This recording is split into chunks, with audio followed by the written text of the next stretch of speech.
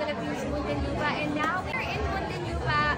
This is the contract signing and partnership with Miss Universe Philippines in 2010. I'm so excited that this is going to be an exciting partnership for us girls and for the organization as well. What is your favorite Wendy's meal? Nako, pwede ko lang sabihin lahat, diba? Pero number 1 would be Baconator.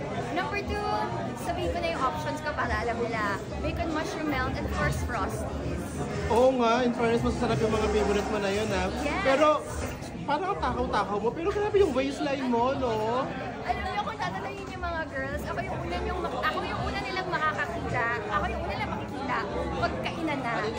Kasi for me, importante rin na we eat eh. It doesn't mean that you're a queen or a beauty queen, di ba? Usually, inisip nila hindi kumakain or nagda-diet.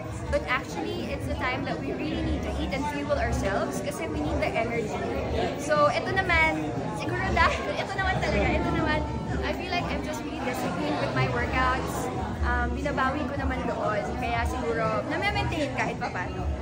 Okay, invite your supporters, especially yung mga taga Muntinlupa. Yes, syempre mga Muntinlupeño, maraming salamat po para sa suporta niyo sa akin na talagang since day 1 nandiyan po kayo. And of course, to all my fans and supporters, ever since 2015, maraming salamat po. And I hope na maging proud kayo sa akin pagdating ng finals net.